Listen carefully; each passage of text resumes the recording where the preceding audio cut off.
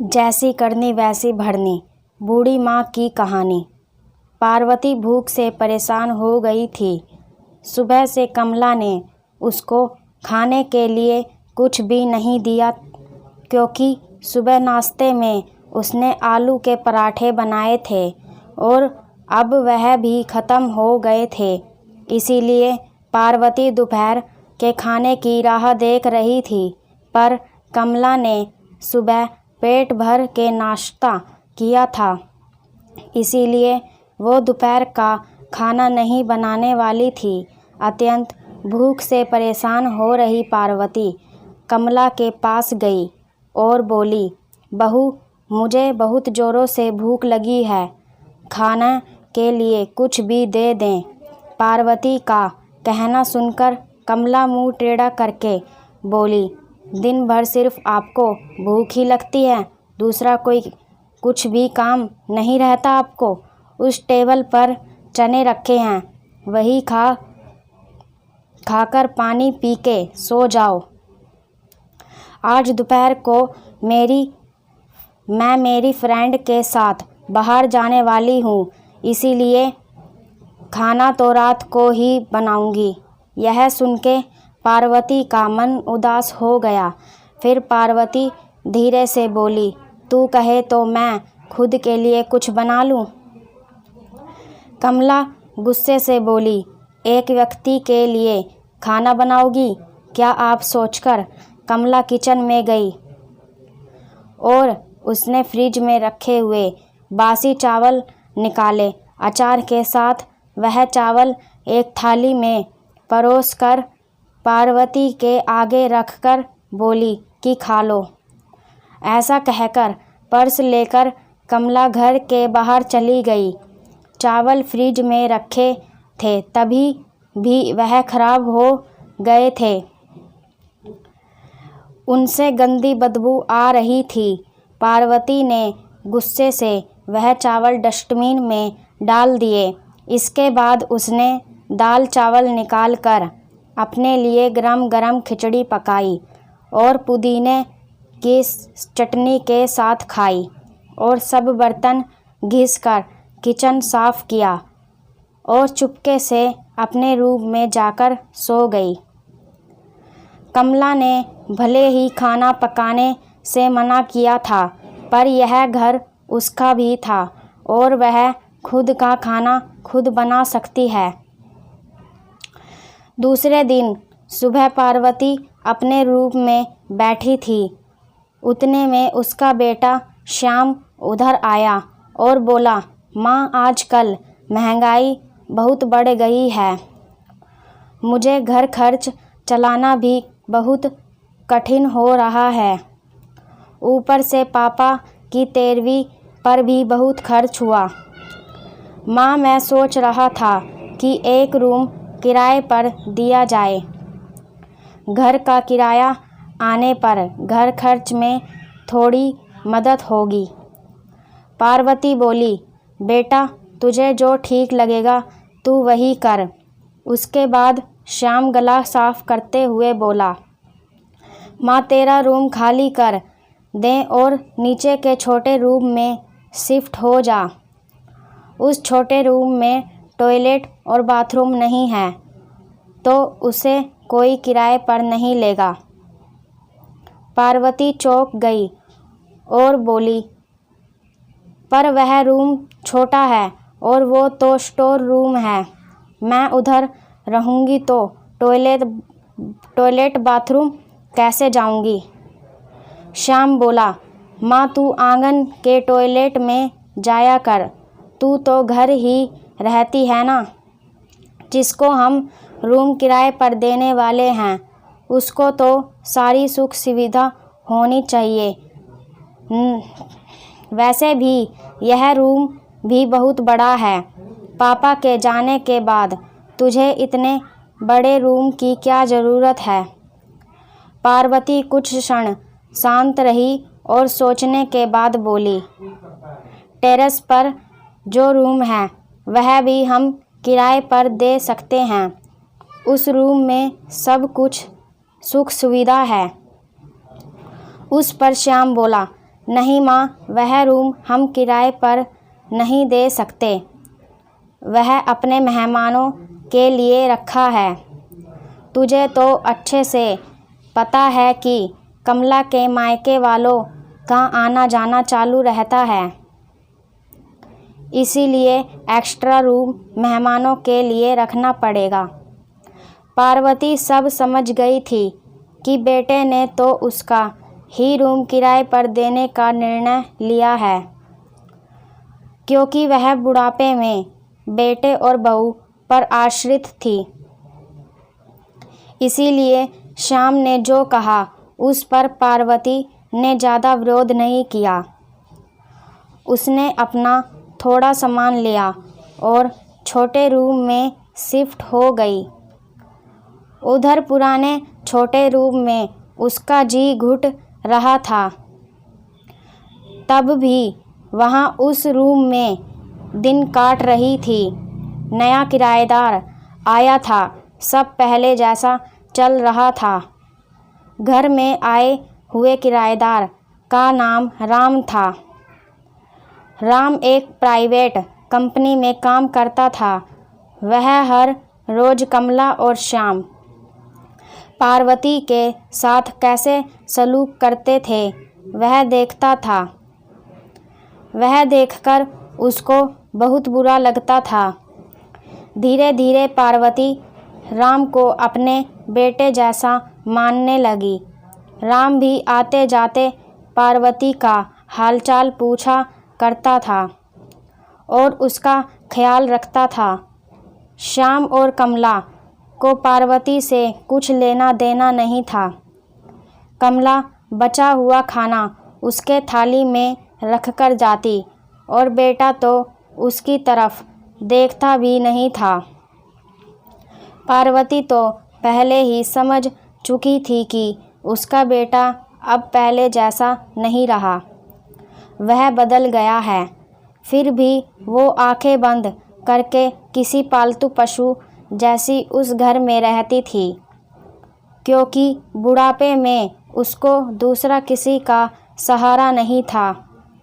रोटी के 2 टुकड़े के लिए उसको उनके सहारे रहना पड़ रहा था। कभी कभी पार्वती को बहुत रोना आता था। पार्वती राम को अपने मन की बातें बताने लगी।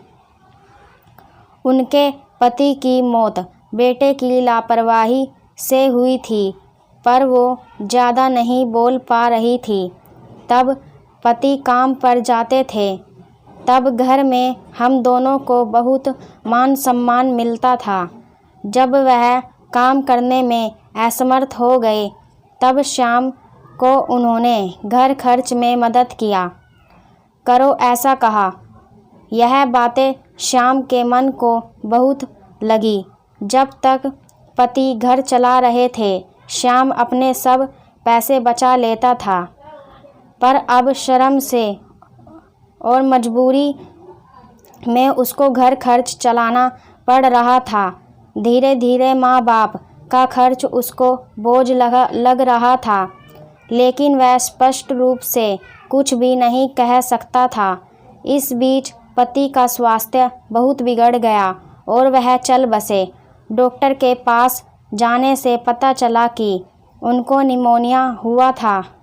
डॉक्टर थोड़ी महंगी दवाई लिख कर देते थे, तो श्याम पैसे बचाने के लिए आधी दवाई लेकर आता था। शुरू में पति का स्वास्थ्य सुधर गया, तब श्याम ने उनकी गोलियां औषधि बंद कर दी थी। पति भी इन चीज़ों पर ज़्यादा ध्यान नहीं देते थे, लेकिन एक रात में उन्हें सांस लेने में बहुत परेशानी हुई। पार्वती बहुत घबरा गई और वह भाग भाग के गई और श्याम के कमरे का दरवाज़ा ठोकने लगी और कहने लगी कि पापा का स्वास्थ्य बहुत बिगड़ गया है, चल हम उन्हें डॉक्टर के पास लेकर जाते हैं। उस पर श्याम बोला, माँ मुझे अब सोने दो, मुझे बहुत नींद आ रही है। हम सुबह पापा को डॉक्टर के पास लेकर जाएंगे। ऐसा कहकर उसने दरवाज़ा बंद कर लिया था। पार्वती रात भर पति के तकिए के पास चिंतित बैठी रही। कभी छाती को तेल लगाकर मालिश कर रही थी तो कभी भाप दे रही थी, पर भगवान को कुछ अलग स्वीकार था। सुबह तक उनकी मृत्यु हो गई। घर में कब्रिस्तान जैसी शांति थी। श्याम रोने का नाटक करने लगा। कमला तो ऐसे रो रही थी कि जैसे उसका वास्तव में ससुर चले गए। इस बात पर बहुत दुख हो रहा हो। सबसे ज़्यादा धक्का लगा सिर्फ पार्वती को, पर वह कुछ बोल नहीं पा रही थी। पार्वती के आँखों से आंसुओं की धारा बह रही थी और उसके ओठ थर-थर काँप रहे थे, जैसे कि वो कहना चाहती हो कि अब रोने का नाटक क्यों कर रहे हो। मेरे पति की मौत के आप दोनों जिम्मेदार हो। पर वह कुछ बोल नहीं पाई और उसका क्रियाक्रम कर दिया। पार्वती के दिमाग में हमेशा एक बात चलती थी, श्याम ने लापरवाही नहीं की होती तो आज मेरे पति जिंदा होते। उनकी मौत के बाद कमला और श्याम का व्यवहार बहुत बदल गया था। पार्वती को भी उनके व्यवहार की आदत पड़ गई थी, इसीलिए वह उनकी तरफ से कोई भी अपेक्षा नहीं रखती थी। पर उसका मन उसे अंदर ही अंदर उसे खाए जा रहा था। ऐसी औलाद को सबक भी नहीं सिखा सकती।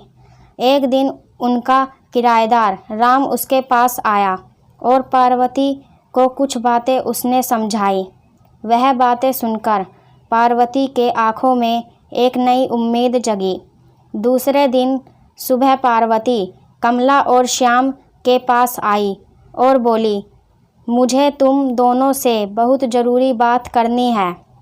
मुझे ऐसा लग रहा है कि तुम दोनों को मेरे साथ रहने में प्रॉब्लम है, इसीलिए मैंने सोचा है कि मैं वृद्धा आश्रम में रहूँगी।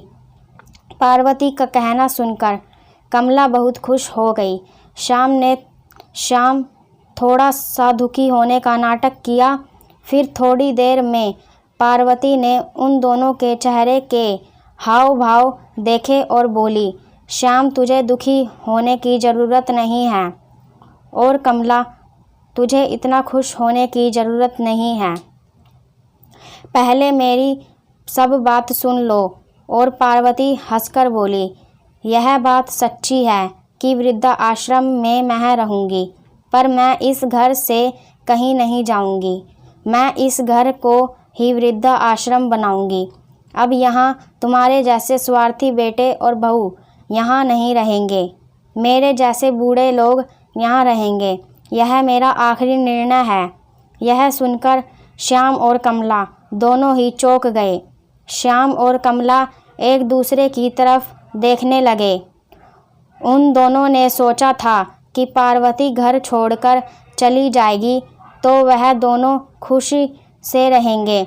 उनको लगा था कि अब उनको पार्वती की जवाबदारी लेनी नहीं पड़ेगी, उसका ख्याल नहीं रखना पड़ेगा।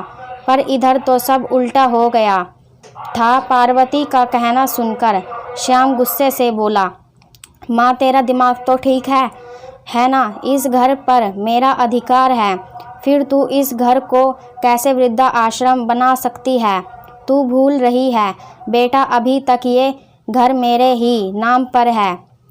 पार्वती गुस्से से बोली, तुम दोनों ने मुझे बहुत परेशान किया है। छोटी छोटी बातों पर मेरा अपमान किया है। बीमारी के वक्त में भी मुझ पर ध्यान नहीं दिया। खाने पीने के लिए भी मुझे बहुत तरसाया। तेरे पिताजी भी मुझे छोड़कर चले गए। अगर मैंने कठोर निर्णय नहीं लिया तो मेरा भी वही हाल होगा जो तुम्हारे पापा का हुआ था। इसीलिए मैंने सोचा कि बेटे के झूठे प्यार के जाल में फंसने से अच्छा मैं अपने बारे में सोचूं।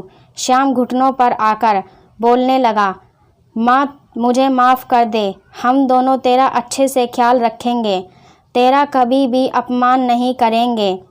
पर तू इस घर को वृद्धा आश्रम मत बना। माँ थोड़ा सोच कर तो देख, हमारा क्या होगा? पार्वती ऊंची आवाज़ में बोली, मैंने और तेरे पापा ने तुझे अच्छे संस्कार दिए हैं फिर भी तूने सिर्फ अपने बारे में ही सोचा, हमारा नहीं। फिर मैं तेरा कैसे सोचूं? तू अपना सोच, मेरी चिंता मत कर और जल्द से जल्द ये घर छोड़कर चला जा, क्योंकि इस घर में अब अच्छे लोग रहने आ रहे हैं। इतना कहकर पार्वती अपने रूम में चली गई। श्याम और कमला शांत पार्वती को जाते हुए देखते ही रह गए। पार्वती ने अपने जैसे बूढ़े लोगों को उसके घर में आश्रय दिया। राम की मदद से वृद्धाश्रम अच्छे से चलने लगा। दोस्तों, आजकल के लड़कों ने बूढ़े लोगों के साथ गैर व्यवहार किया तो बूढ़े लोग भी कठोर निर्णय ले सकते हैं। आप सभी को मेरा नमस्कार।